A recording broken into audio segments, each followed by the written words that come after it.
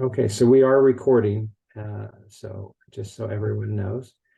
And I'm happy to present. Everybody knows him, everybody loves him. Our own DAX board member, Jim Eckles, longtime uh, employee, public information officer out at the White Sands Missile Range, and a prolific writer as well, and expert on things such as the Trinity site and Victorio Peak, which is what he's going to be talking about tonight. So, Jim, I turn it over to you, my friend. Thank you, Dennis. Appreciate it.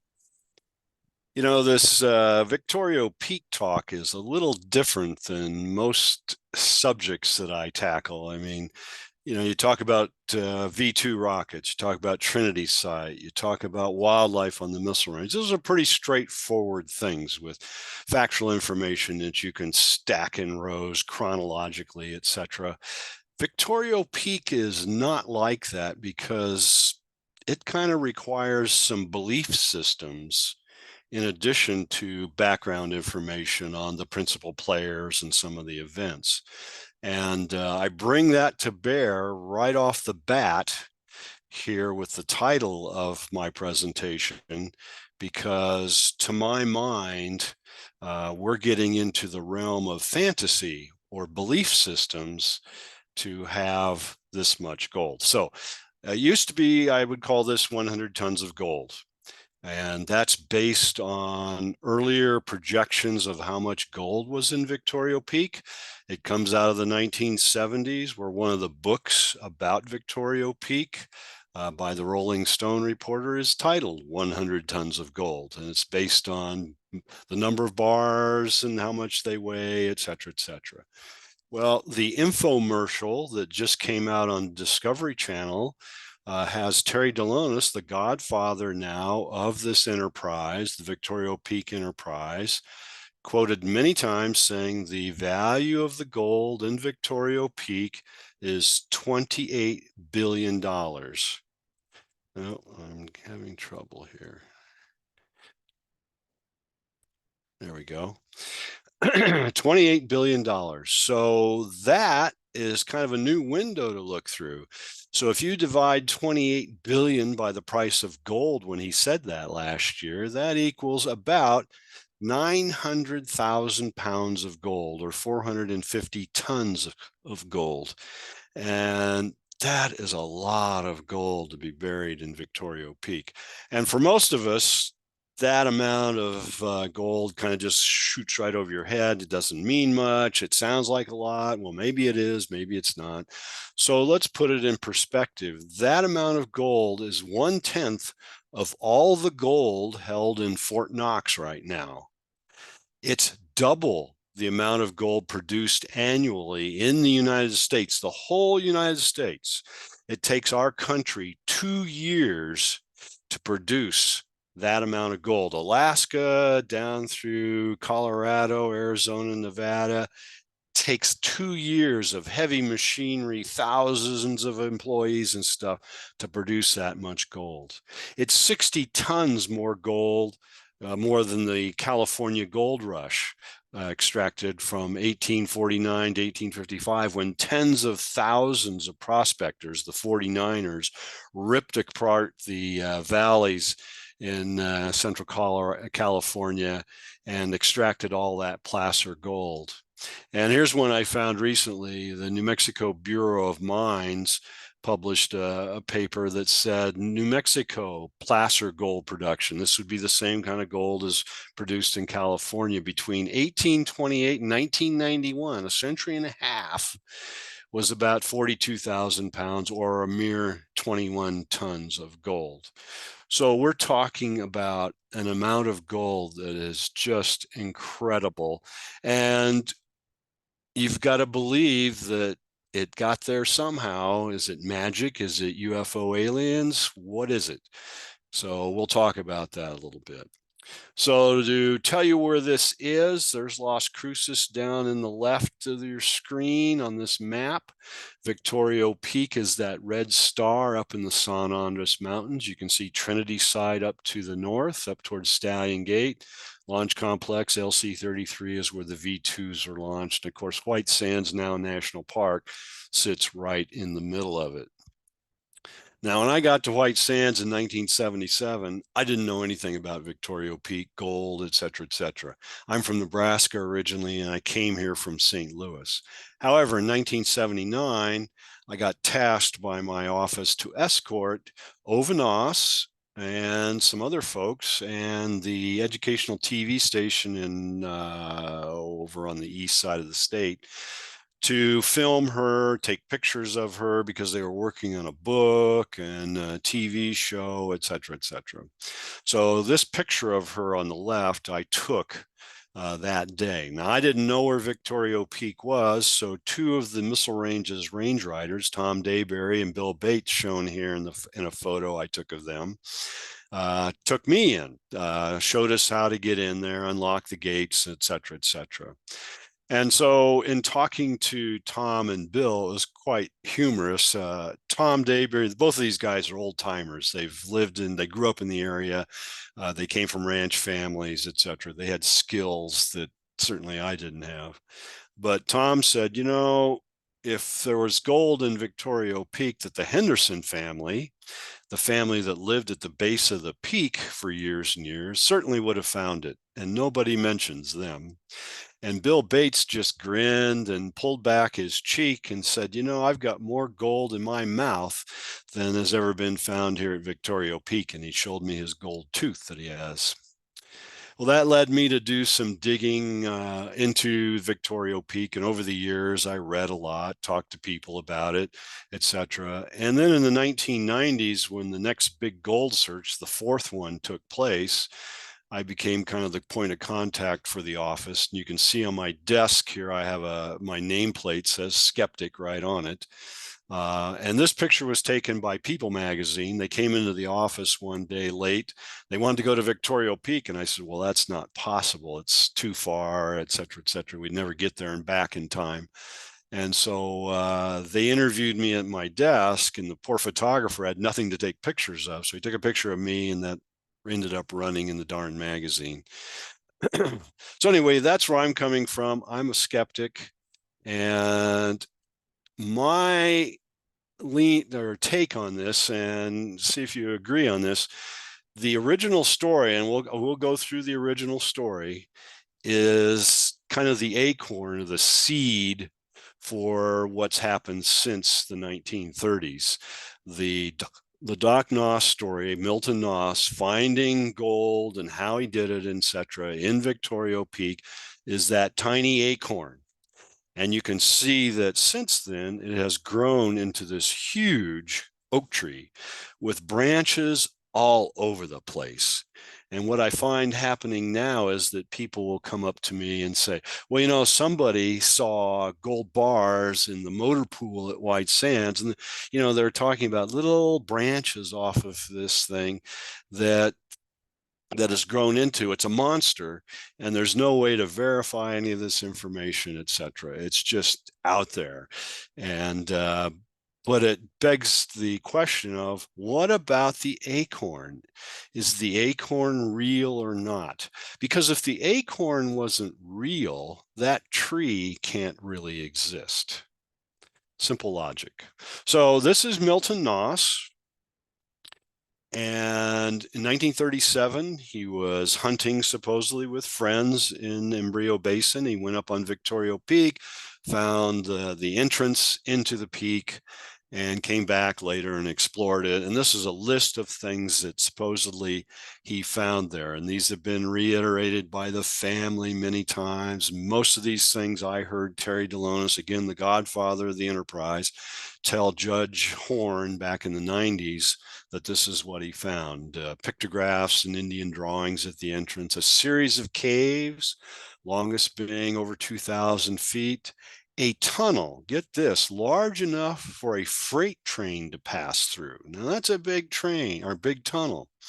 Also, an ice cold river. Some of the original talk mentions Doc being kind of afraid of the water, that it was deep, and he didn't want to venture into it. Also, 70 plus mummified bodies around the various rooms of loot, tethered to the walls and the floor. Ancient chests, some with jewelry, some with papers, religious items, statues, books, bags of old coins, something very modern, a Wells Fargo box, a chest marked silver bullion, and then other things like kettles that the Spanish would use for smelting ore. These things become important, like the Spanish kettles, because it's part of the story that Doc will tell the backers later on. And also thousands of bars, and holy cow, they turn out to be gold. They're not pig iron. So in 1939, 2 years after he discovered it, he supposedly accidentally blasts a choke point and caves in most of the tunnel work that's in the peak, supposedly. And at that point, we've got a lost treasure story, just like any of the ones that you'll read in the pulp fiction material. And people are striving to get to it. They know where it is. They've just got to get in there. And Doc Noss is the driving force behind that, along with his wife, Ova. So, of course, the question is, where would all that gold come from? That's a lot of gold. And Doc Noss tied it to Padre Larue. Of course, that's the legend of Padre Larue, is that he was a French priest working with natives in Mexico. They weren't doing too well. A Spanish soldier stumbles into the village one day. He's dying. They try to minister him, but he dies anyway. But before he does, he tells them to venture a couple of days north of Paso del Norte, turn into the rising sun. This has a typical mumbo jumbo treasure language to it, and look for the shadows of Twin Peaks and blah, blah, blah. Anyway, the Padre leads the villagers up there, and they discover this fabulous mine and proceed to extract gold. And the Spanish kind of wonder what happened to the Padre, and they send out soldiers to look for him. The Padre finds out that they're coming. He orders the followers to hide all evidence of the mine and the gold that they've extracted. And they get captured by the Spanish. And of course, they all die under torture, another typical story, without revealing the whereabouts of the mine. And Doc tied his find to that, that he found the lost treasure. And in fact, that middle picture on the top, that top gold bar clearly has La Rue stamped into it. Again, trying to tie the gold and where it might have come from to some established legend here in the Southwest. Well, a lot of us made fun of that because it's so ridiculous that it's unbelievable. To have that much gold mined in an area would create so much waste and tailings that it literally would have buried Victorio Peak. It would have been that much crushed rock that would have been required to produce that amount of gold. Of course, there's nothing in there. There's no mine evidence in the Embrio Basin itself. There's a talc mine a couple of miles down canyon that's 20th century, but that's it. So the people that are backers and supporters, they're very adept at simply changing the story. And they shifted it to Maximilian, the Emperor of Mexico, of course, appointed by European nations to rule Mexico. Mexican people didn't like that much and revolted and shot him. And the idea here is that Maximilian, though, saw it coming and tried to get out of Mexico with as much gold and loot as he could accumulate, and that a burro train was headed north out of Mexico City when he was captured and killed. The burro train got waylaid, and then all that loot got hidden into Victorio Peak. Well, that's pretty ridiculous as well, because when you look online, isn't the internet a wonderful thing. You can do research. How much weight can a burro carry? Well, it turns out it's about 100 pounds. So distribute just 100 tons of gold through the number of burros that you'd need to carry all that gold. And suddenly we're talking a couple of thousand burros. And we're talking about men to load them and unload them each day, to take care of them. We're talking about a small army of men to lead these burros north, et cetera, et cetera. And then you got to feed the burros, you got to water them. It gets pretty ridiculous. And so another person that is involved in this that comes up occasionally is George Patton. Some people think that the gold in Victorio Peak was stolen by George Patton in Germany and shipped to White Sands. Now, the problem with that, of course, is that Doc Noss found it in 1937, long before George Patton ever went to Europe. So the family, being very adept, has now again shifted again, and now they're saying, well, actually, the gold bars are different sources, and it's all Apache loot. The Apache stole this from various places across the Southwest and then hid 450 tons of gold, dragging it 1,000 miles across the desert to hide it in Victorio Peak. A bit ludicrous when you understand where the Apache were coming from and how they lived, et cetera, et cetera. Now, another story about its origin is that it's again German gold, but World War I gold, and that it was intended for Pancho Villa in 1916. Then it was on a train headed for Columbus, and Pancho Villa was supposed to come up and collect it, and then he would use it to buy goods and pay and soldiers and etc. weapons to engage in his revolution. The gold was on the train when Pancho Villa attacked Columbus, and the train backed up, and somehow that gold got looted out of the train and hidden in Victorio Peak. Now, that one we know is ludicrous because Jim Bryant and I made it up. In 1977, when I got to White Sands, we had fact sheets about everything, and one of them was Victorio Peak. And after the gold search in 1977, the third big gold hunt, he and I were tasked with rewriting it, and so we stuck a few things in there that we just made up, just like everybody else. So this is what the Embryo Basin looks like. That's Victorio Peak down there on the left in the middle.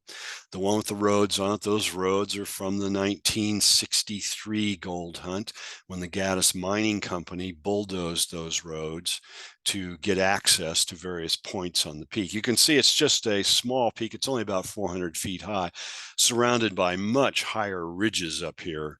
And in fact, one of the common questions I used to get taking tours out on the missile ranges, can I see Victorio Peak from here? And I'm going, no. You can only see it when you get into the basin itself, which kind of goes against some of the backers and believers in all of this, especially the ones that push the Apache angle, say that this is a power mountain for the Apache, and that's why they hid the gold here. Well, in dealing with the mescaleros from my office, we learned that power mountains were things like Sierra Blanca, 12,000 feet high, Salinas Peak, 9,000 feet high, peaks that can be seen from 50, 70 miles away on the horizon. They're not little pimples on the landscape like Victorio Peak. Here's an aerial view of Victorio Peak taken 1970s in anticipation of the 77 gold hunt. The Henderson Ranch, you can see the roof of the house there on the north side of the building. That's the one that the family that Tom Dayberry said certainly would have found anything during the 20s and 30s if there was anything to find. Here's another picture of Victorio Peak, the west flank, Henderson Ranch down the left. And again, you can see those roads and platforms put there by the Gaddis Mining Company in '63. And they also put a tunnel in here. So most of that is in support of their efforts. They drilled over close to 90 holes, boreholes, looking for that fabulous tunnel, those big caves. Should be pretty easy to find in a small space, a small volume like this. But they didn't find that, and they put their own tunnel into the side of the peak. So to understand Victorio Peak, you got to understand the geology a little bit. This will be quick. The San Andres Mountains are mostly limestone. It's all sedimentary rock. There's also some shale and sandstone in there. And of course, those layers were laid back tens of millions of years ago when New Mexico was under a shallow sea and built up over time. And then in the last few tens of millions of years, that's all been pushed up well above sea level. In fact, the top of Victorio Peak, I think, is about a mile above sea level. And those surrounding ridges are close to 8,000 feet above sea level. All that action, all that tectonic action of pushing that rock up, of course, shattered and cracked the rock. And the red arrows in this slide point to a crack, a fissure that runs through the valley, the basin, from east to west. And that crack then was filled, God knows how many hundreds of thousands, millions of years ago, with a volcanic material called diorite that fills it. It's like the cream in an Oreo cookie. So there are natural cracks in this limestone. It's pretty brittle. So here's the original, this is the top of the peak. This is the original NOS entry point. To the left is north. To the right here, we've got the diorite dike or fault that's filled with the diorite material. And then this other red line is a crack in the limestone itself. And this is where Doc Noss originally went into the peak. Here's a schematic of that. Looking to the east, north is to the left. You can see the dike, the diorite dike, the Noss entry point, and then the crack. And the crack on the is just pretty smooth walls, limestone walls on either side. It's a pretty clean crack, filled with fill materials of all kinds. And then that crack handily ends down here where the shale starts, because the shale flexed, it didn't crack. So Doc Noss, when he accidentally caved it in 1939, formed the Cheyenne Mining Company. He had backers, investors who paid him good money to reopen access to the mine. In 1949, one of his backers, Charlie Ryan, shot and killed him in a hatch outside the house there, after Charlie Ryan supposedly had spent $28,000 following leads provided by Noss. By the way, the Noss grave in the cemetery is one of the gravestones we should be visiting on November 4th. Charlie Ryan was tried for murder and found innocent. It was based on self-defense. So who is Milton Noss? Well, he was born in Taloga, Oklahoma in 1905. According to his draft registration, he was 5'8", 175 pounds, gray eyes, black hair. And in his draft card, he's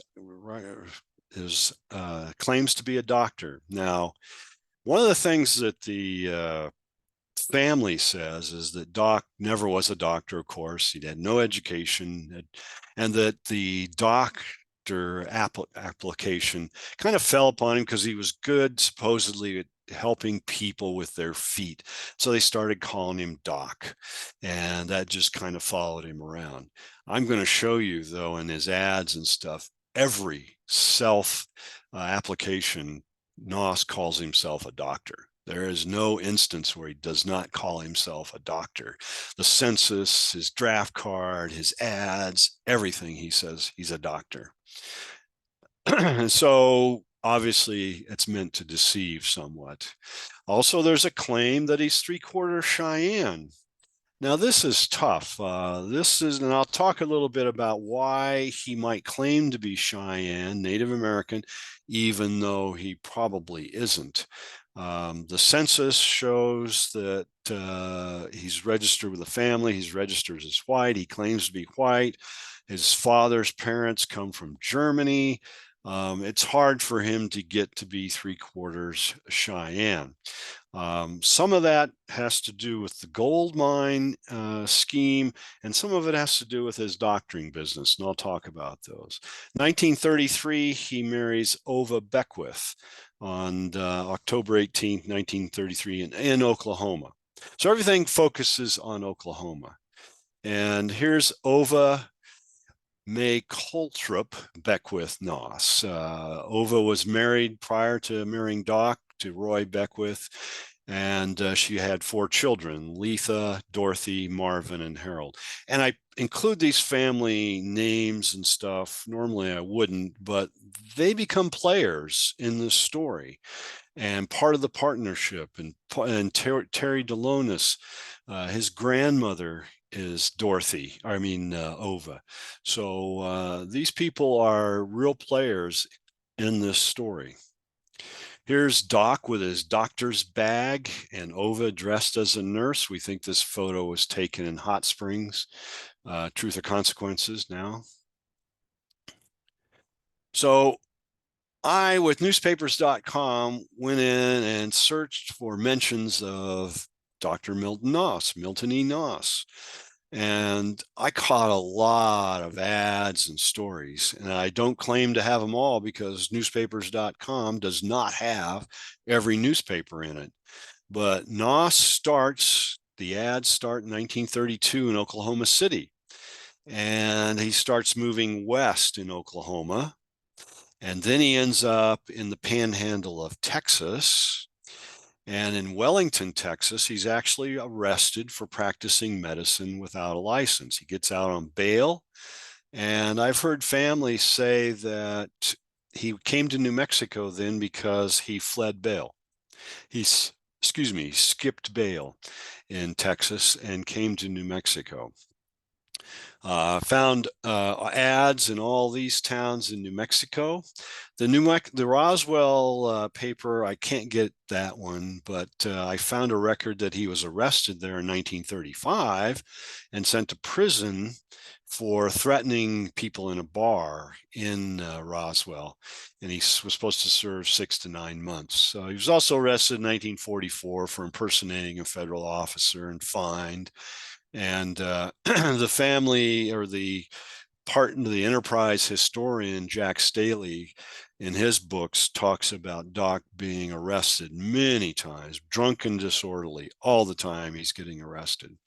But these towns all had ads advertising Doc and his foot doctoring business over a 7-year period. So what do those ads look like? Here's an ad from the Hot Springs newspaper, May of 1937. Like I said, the earliest I could find was November 1932 in Oklahoma City, and the earliest in New Mexico was October 1934, when he came over here to talk about or start a business.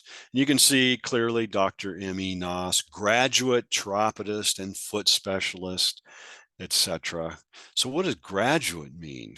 Interesting. Here's some more ads. On the left is an ad from Wellington, Texas, January 1934. And what's interesting about this is that in addition to running this con as a fake doctor, he's also doing astrology readings at the theater there in Texas and Western Oklahoma. And this is an ad for that. That follows him later on in the 1940s. Jack Staley, again, the historian for the Enterprise, talks about Noss doing the same thing in one of those Del Rios radio stations that have unlimited power. And he's known as the Great Kareem, doing astrology readings.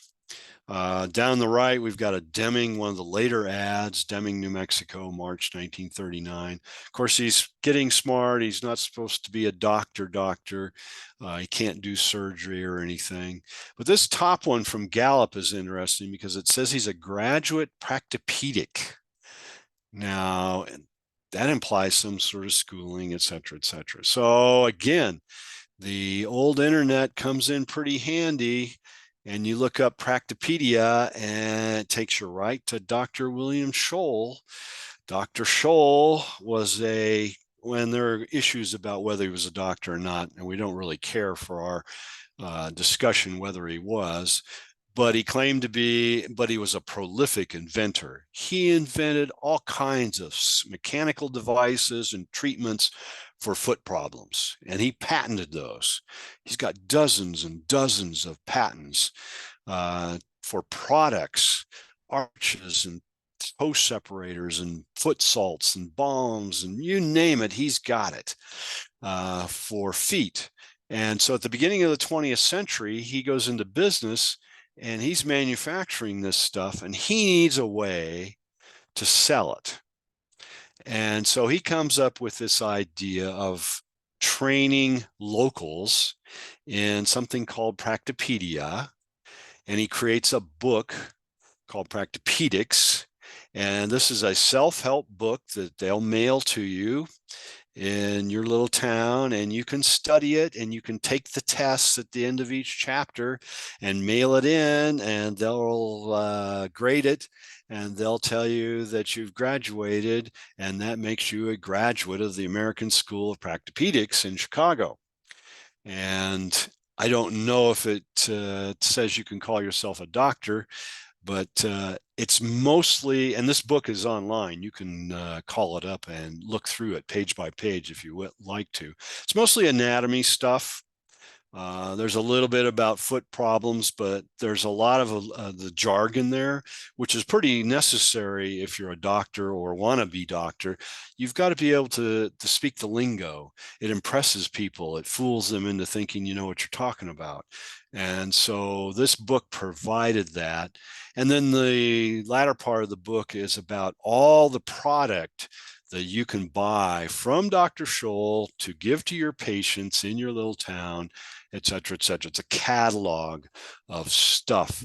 And so that's how Scholl spread the word for decades in the first part of the 20th century. Here's one of the pages in the back, the goods you need in practopedic work. All Dr. Scholl's items. There's even here how to change or fit the arches for people. You can buy a machine to do that work, etc. So Doc set up these places to run a foot clinic. And this picture we think is in Hot Springs. And, you know, it clearly says Dr. M.E. Noss Foot Clinic, and there's Ova on the right sitting in front of it. I'd seen this picture a long time ago, and I didn't think much about it until I read the top of the sign and thought, oh, yeah, try Deadshot remedies. And when you look at some of those ads that Doc ran, they were for remedies for various things. And lo and behold, things started clicking. I'm going, well, he's selling Deadshot remedies as well as being a foot doctor. So Deadshot remedies are simply patent medicines. Comstock was a company that put together Deadshot pellets for worms and other things. And these were sold, of course, mostly alcohol in them and other inert ingredients, supposedly to help all kinds of ailments. In fact, Dr. Morse, the Indian root pills, which were put out by Comstock, there's a list of things that this patent medicine was good for. Everything from bowel complaints, chest diseases, dropsy, female complaints, headache, indigestion, influenza, piles, and stone and gravel. Stone and gravel is my favorite. Do you know what that is? Those are kidney stones and bladder stones. And the active ingredients are usually aloe, mandrake. There may be some other stuff. And then the fillers are alcohol, sugar, you know, things that are inert and just to give it some substance. But you'll notice the artwork on this. Indian root pills. And we've got a Native American taking down a bear. In the late part of the 19th century, in through the early 20th century, up until the Second World War, there was a mystique in the United States that Native Americans knew how to take care of disease and physical problems with native drugs and herbs and spices and things like that. And so a lot of the patent medicines capitalized on that. So you see this artwork. And I think that Doc also capitalized on this by being part Cheyenne. He could say, hey, my ancestors, we know how to concoct these things to help you take care of yourself. Of course, one of the problems in Texas when they did this analysis of these patent medicines, a couple of the active ingredients that are ballyhooed as being native actually come from Africa and Asia. You can't find them in North America. Oops, little problem there. So here's a picture of Noss and Ova and backers in the early 1940s. These are people that are paying good money to come and help dig for gold in Victorio Peak. And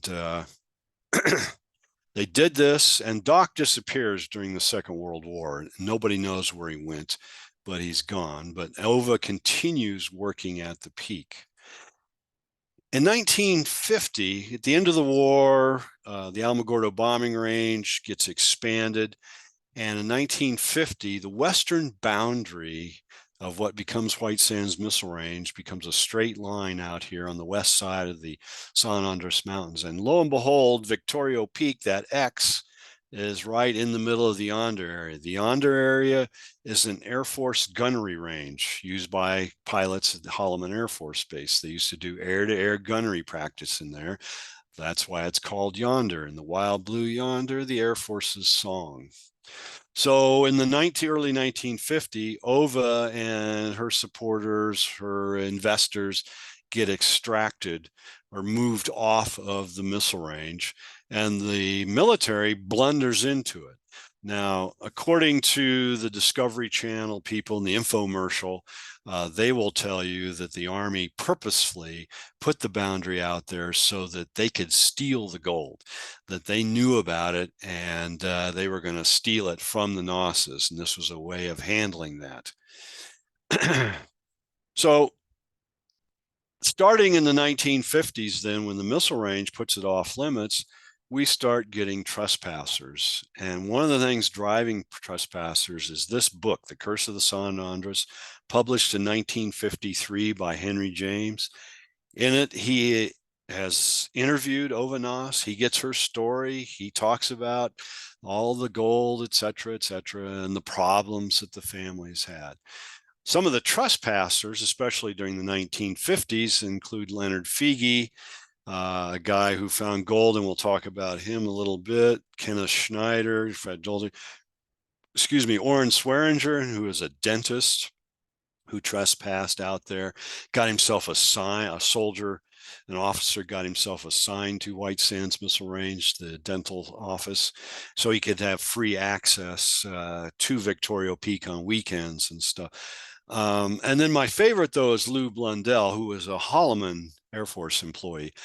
All these people, or most of them, were able to get access, especially when they were associated with White Sands and Holloman, because they had some credentials with the range, and that allowed them to go out hunting. So Figi, for instance, the captain, they just got a hunting permit, and they went over to Victorio Peak and rummaged around. Lou Blundell was with a friend. He did not have a hunting permit, but he knew where Victorio Peak was, and he and a friend snuck in from the west side on a weekend, and they went up to the old Noss diggings and stuff. And Lou, a platform collapsed, and he fell down a 60-foot shaft and was knocked unconscious, broke his back, broken leg, et cetera, et cetera. His partner found him, didn't know what had happened, but found him from the top and then went for help.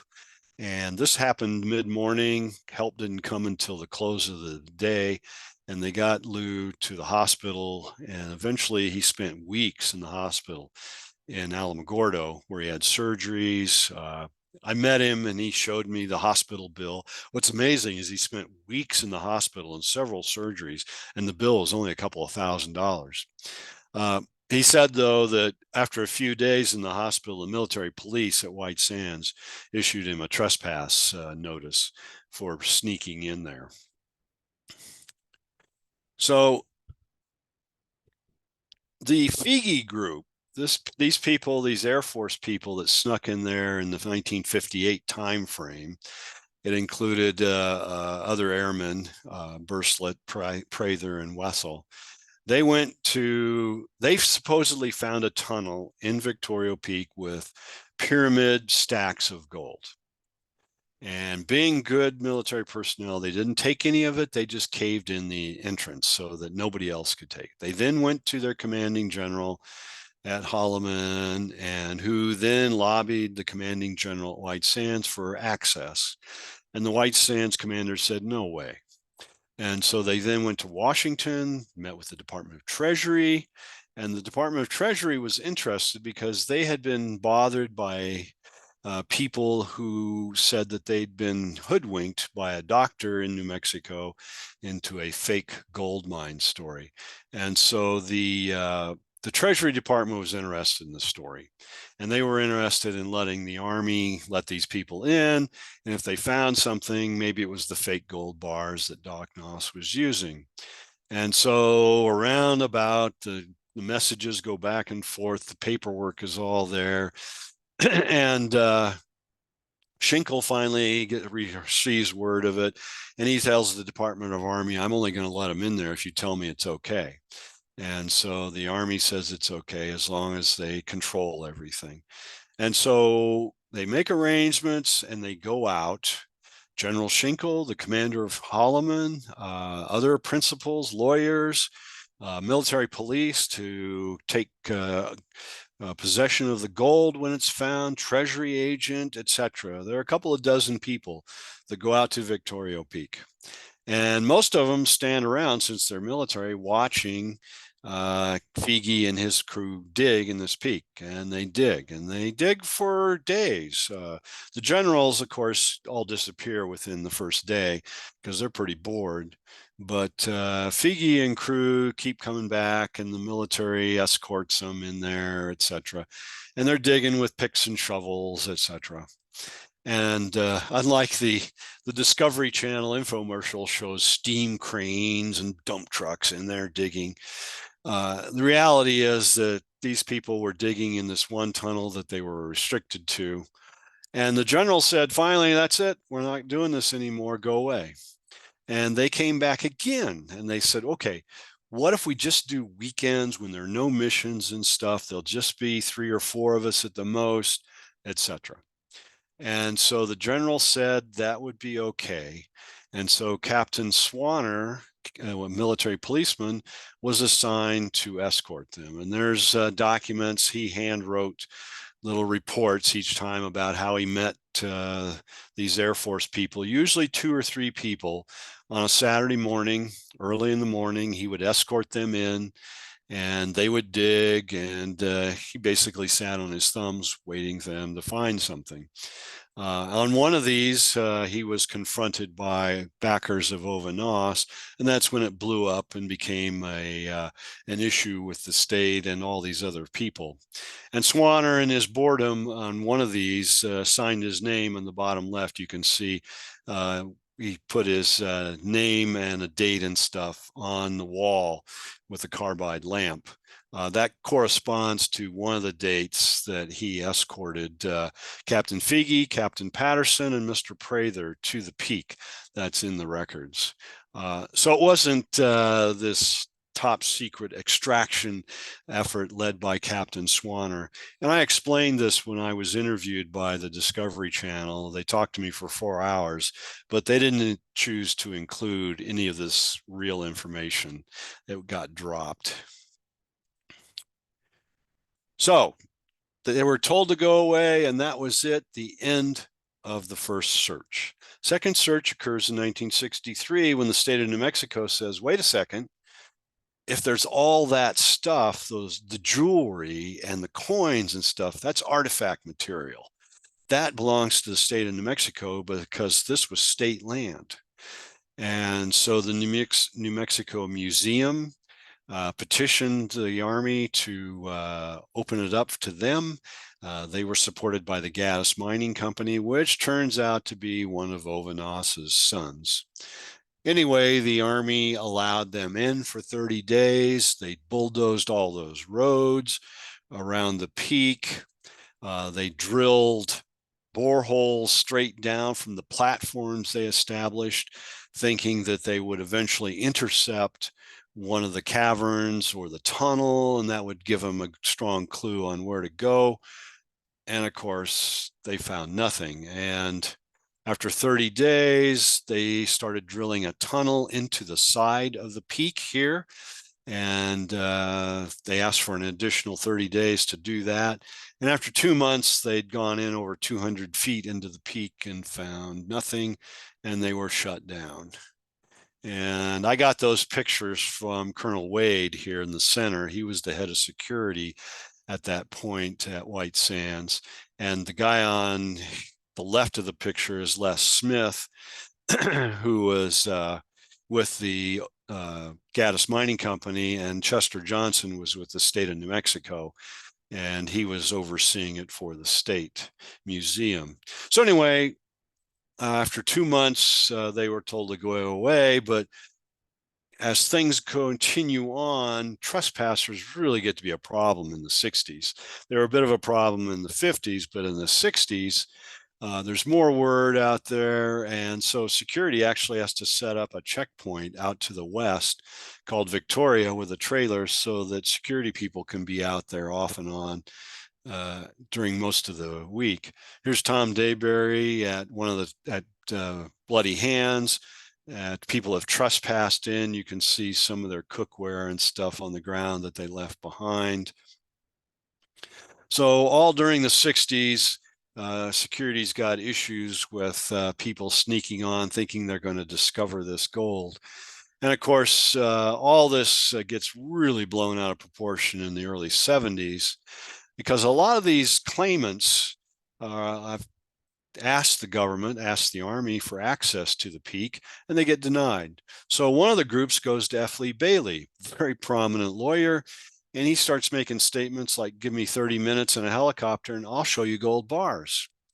And still the army denies it. He goes to the Attorney General, John Mitchell, who he knows, and he asks that John Mitchell see if he can exert some pressure through the White House on the Department of Defense to allow them in. And so Mitchell then has lunch with some White House people, including John Dean, who takes notes. And Dean takes notes about what Mitchell has been asked to do, etc.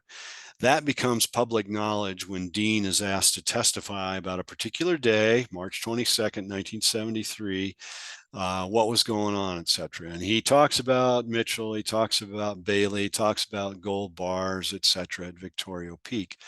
And at that point, the story explodes into a national. It's on the Washington Post, New York Times, Time Magazine, you name it. They got it, 60 Minutes, etc. During this time, we're still only at 2 bars of gold coming from Doc Noss that we know of that have been examined. There's one that was sold to a guy in California. He sent it to the mint to ask for it to be assayed. They came back and said it was electroplated with 97 cents of gold. The other bar turned up in the 70s timeframe. It ended up in the governor's New Mexico's hands. Bruce King, he sent it to Los Alamos to have it analyzed. And their metallurgy lab came back and said it was a 60-40% bar. In other words, 14 karat gold or jeweler's gold, which of course raised some eyebrows. Why would gold bars in Victorio Peak be jeweler's gold? And it was a tiny bar. It's small, like a candy bar. And most people assumed that somebody just got a bunch of gold rings and melted them down and turned them into the bar to use as evidence. Now, one of the questions that comes up is, why didn't Noss, because the 2 years, 37 to 39, he was extracting gold bars all the time. Supposedly took out hundreds of them, and they're buried all over the place. Why wasn't he rich? In fact, Letha Guthrie, Ova's daughter, wonders that in one of the recordings. She said, we were supposedly rich, but we didn't have any money. And of course, the explanation they come up with is that you couldn't own gold. And so Doc couldn't dispose of it legally. And so to get money, he was taking it down to the Mexican border and he was selling it on the black market. Gold was $34 an ounce back then. He was only getting $20 an ounce. And so that really upset him and he refused to take advantage of that. He didn't like getting ripped off, was what I heard. And so they didn't sell gold. But think how dumb that is. An 80-pound bar, one 80-pound bar that found in the Peak, selling it at $20 an ounce would give you $25,600. That would make you pretty rich in 1937, 38. You could probably buy the best house in Albuquerque, certainly the best one in Las Cruces for that amount. Sell a couple of them and you're pretty darn rich. So that's one of the logic problems that we have in dealing with what happened. So the 77, well, this escalates and the Army has got all these backers, is being bothered all the time with requests. And the Army says, well, maybe we can do something. And finally, a search is allowed. And it's allowed earlier than 77, but all the paperwork and all the hoops that they had to jump through to make it happen didn't get done until April of 1977. And so you got F. Lee Bailey and his backers and all these other people. Expeditions Unlimited, Norm Scott has organized all these claimants under his umbrella. And the Army allows them out there for 10 days because they shouldn't need much. John Mitchell says he only need, or F. Lee Bailey says they only need 30 minutes. Now I have gold bars. Dan Rather from 60 Minutes is out there. I mean, all the big news media folks are out there covering this. And after 10 days, they ask for a 3-day extension, and that's granted. So they dig for 13 days and find absolutely nothing. So this is a photo from Operation Goldfinder in 77. You got Ovanos, her daughter Letha on the right there, and Norm Scott, Expeditions Unlimited in the center. Here's a picture of Dan Rather out on the Peak. He attracted as much attention as the gold hunters and finders. Pretty interesting. And these are people visiting Bloody Hands, a site down canyon in 1977. The state of New Mexico had an archaeologist here who shut down any digging here because there were flakes, artifacts from prehistoric natives working at the site, people that left the handprints and whatnot on the wall there. And so after the 13 days, it was shut down with not a lot being accomplished, except that most of the claimants were shot down. This is Victorio Peak looking towards it from the northeast. So at the end of the 77, they said, that's it. We're not going to do gold hunts ever again. Well, that ended in the 1990s when we had Gold Search number 4. When the Ovanos Family Partnership, now led by Terry Delonis, and with his right-hand guy, Alex Alonso, and a whole list of players, they solicit the government for access. And the general at the time is Tom P. Jones, and he's kind of intrigued. And so he says, yes, you can do it as long as you don't interfere with our mission and that you pay for any support. These are the artifacts that they showed Tom P. Jones. General Jones just laughed and he said, you know, I bet I can go down to Juarez and pick up that collection right there in about an hour or two and show you some old stuff. So he was not impressed, but he was willing to let them do it. And they sold themselves on science. They were going to do all these technology things to get access to the cave and the tunnel, etc. In fact, they had a downhole probe that was on display. This was used once, I think, and it got stuck and they pulled it out and never used it again. For this search, we had a press day. Here we've got Terry Delonis, the head of the ONFP, being interviewed by a television station. By now, though, interest has died down compared to 77. Mostly we've got local and regional news media covering the event. Here's Letha Guthrie, Ova's daughter, being interviewed. I was standing behind the TV crews when this interview took place, and I'd say she was a fabricator just like her mother, because she told the TV crew that one day Doc came out of the peak and was holding a canning jar half filled with uncut rubies. And I just went, well, holy cow, what do uncut rubies look like? Does anybody know what uncut rubies look like? I don't know. Are there uncut rubies anywhere in the Southwest? I mean, are they mined anywhere? So, of course, I did a little research and found out that not so much. They'd have to be imported from a great distance. But close to Victorio Peak, north a few miles, is the American fluorspar mine. It's a small cut in a vein there, and there are fluorspar cubes that look like what you see on the right. So I'm thinking that Doc probably got him from purplish red fluorspar cubes, broke them up, and put them in a jar and told people, especially folks that weren't jewelers, that they were uncut rubies. Here is Dorothy Delonis, the other daughter, and her son, Jim. Jim is the brother to Terry, being interviewed by the missile range folks. So this is the hierarchy: Terry, Letha, Dorothy, and Jim during the press day.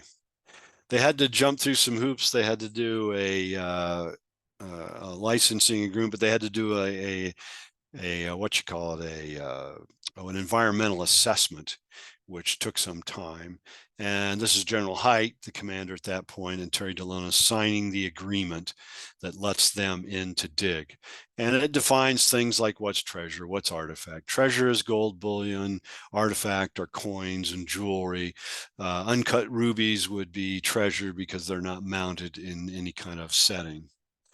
So these folks then went on and are out there almost 5 whole years.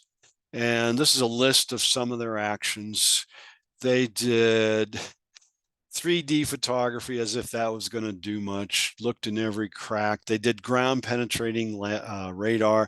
This Lambert Dolphin was there in the 77 hunt as well.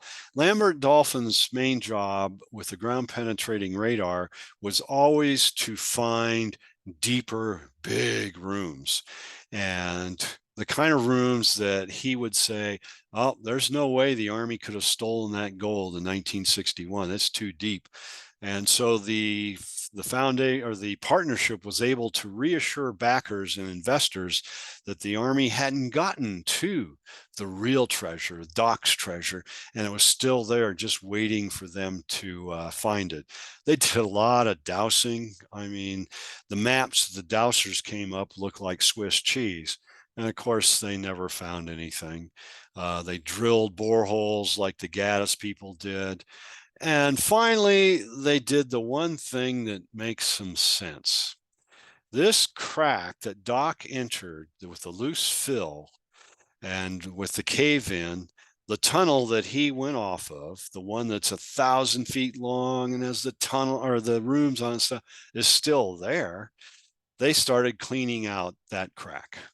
And to do it, well, here's some of the drilling, but over here on the right, they got one of those sewer guzzler trucks. And these guys worked in this crack for months on end, sucking out all the debris. And they're breaking up small or big rocks into smaller rocks so that they could clean this crack out. And let's see, I got a picture of the guzzler up on the surface, connected by this hose and pipes and stuff. And they cleaned it out until they got to the shale level, and lo and behold, there wasn't any tunnel. Couldn't find it. But they didn't give up. So they abandoned the crack and they took on Gaddis's thing, and they started to dig a tunnel near the Gaddis tunnel into the side of the peak. This is typical hard rock mining. Blast, muck it out, blast, muck it out, keep extending the tunnel in and in. So this tunnel goes in there almost completely through the peak, or side adits going off. And this goes on and on and on. And eventually they quit paying the bills. The requirement was that there was an escrow account and they were supposed to keep it up to a certain level, and the missile range would simply charge for the support provided out there. This would be the military police on site and the archaeology and the scheduling of events that would cause their evacuation, etc. Eventually they stopped paying that, and months went by and the escrow account got down to zero. And the missile range contacted them. Are you going to put any more money in? They said, no, we're tired of overpaying, etc. And so the missile range told them to cease once the money was gone and to quit working. And that led to an impasse. The ONFP license ran out in May of 1991, or March 1996, I'm sorry, when they were suspended. In 1997, they sued the Army, claiming that they were overcharged. The Army countersued for back payments because they owed tens of thousands of dollars. And the case was finally settled in November 2000. The case was handled by Judge Marion Horn here, and she visited the Victorio Peak in October 25th, 1999. I drove her out there. In our office Suburban. In the back seat behind us was Terry Delonis. And I think after that, it was a whole cadre of lawyers, etc. And what I found interesting was that Terry told his story to her as we drove out, because it takes over an hour to get there. And he talked about the tunnel large enough for a freight train. He was still buying that story, that it was a tunnel large enough for a freight train to go through, and caverns and skeletons and the whole 9 yards. Well, anyway, the case again was settled in 2000, and that is the last of the gold searches. Terry Delonis did put up a memorial on it to his grandmother, Ova Noss. But I wanted to end with this. Lambert Dolphin, when he was hired by Terry Delonis, the Ova Noss family partnership, etc., was always very neutral and said things like, well, there's some evidence there could be a large room down there. He was encouraging. But this is something he posted on his own after the fact, his laws of treasure out there. And I thought they were pretty impeccable. Law number 1, inaccessible caverns fill with gold automatically with the passage of time. The greater the lapse of time and the more inaccessible the cavern, the larger the amount of gold. Thus 100 tons, and now we've got 450 tons. Law 2, the total value of loot in an inaccessible treasure hoard will increase by at least 30% with each retelling of the original legend, regardless of the inflation or the current world price of gold. Law 3, the best ore is always to be found in flooded, abandoned old mines. The last miners to work in the mine are always willing to swear on a stack of Bibles that they stumbled onto a great load of gold on the very same day the mine superintendent ordered the mine to be closed. And the Ova Noss family partnership says this about the tunnel they were putting in the peak, that they were within inches of the treasure room when the Army shut them down for not paying the bills anymore. Seems to me they could have just kept paying the bills. Law number 4, if you wait long enough, an inaccessible treasure cavern will generate an iron door over its concealed entrance, and the gold will supplement itself with rusting Spanish armor, the bones of numerous Indian slaves, and solid gold or crystal statue of the Virgin Mary. Note, in other parts of the world, a solid gold statue of the Buddha will do nicely. And that is the end. I will answer questions if anybody has any.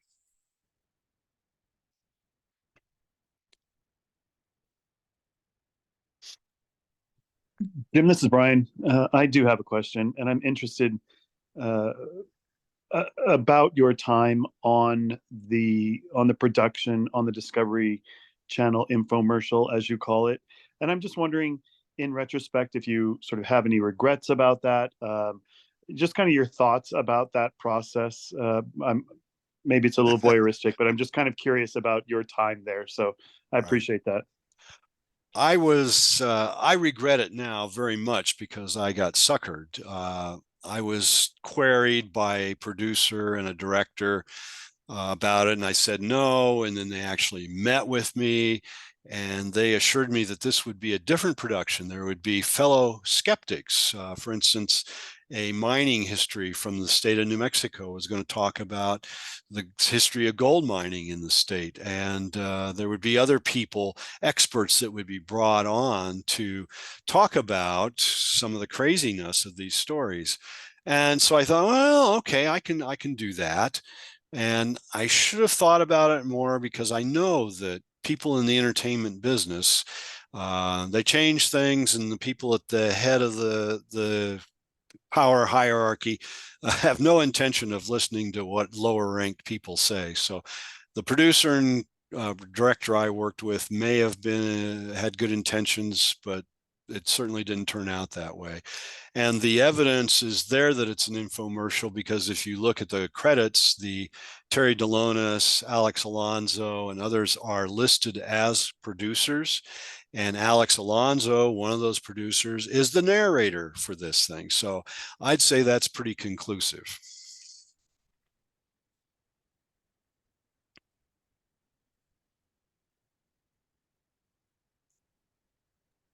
And I think there Any was a other? question in chat. Yeah, there's a question that came in on chat. Jim, Judy wants to know, what was the environmental impact of all of these operations? Well, most of the damage was done to the peak back in the 60s. You know, the NOSs put up a road to the one saddle, and that was about it. Um, but then the Gaddis people really tore the place up. They put in most of those roads, etc. And so when they did the environmental assessment for the 90s hunt, uh, all that stuff was left to be, but the requirement was that the Ovanos people, whatever changes they did, they were going to have to restore the peak to its condition when they arrived. And that ended up getting dropped in the lawsuit that took place in the Court of Claims. So the peak is all torn to pieces.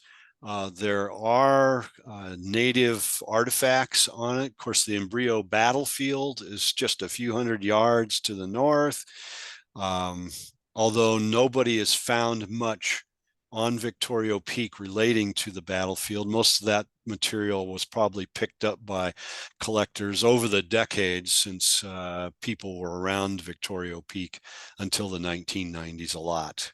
The battlefield, however, they recovered over 1,000 artifacts, mostly rifle and pistol cartridges.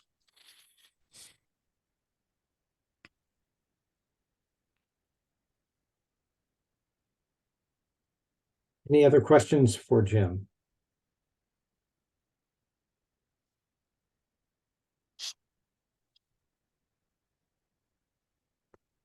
Doesn't look like I it, guess huh? that's none. Whoop. I have a quick one. So, Jim, do you think this is the end of the story, or does it still have legs? I think as far as the Army and most officials, it's the end.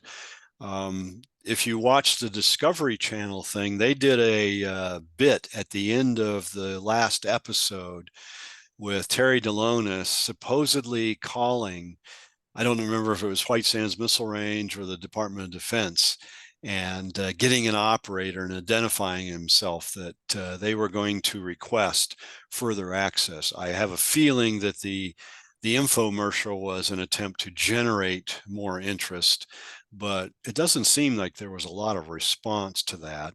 So I doubt if there's much going on. I haven't heard thing about people calling up White Sands and demanding that they be allowed in there to dig again, etc. So I think it's pretty much done. Time will tell.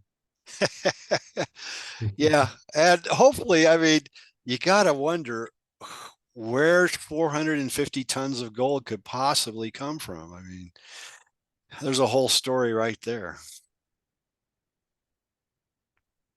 Well, Jim, thank you so much for that great presentation. That was really, really enjoyable.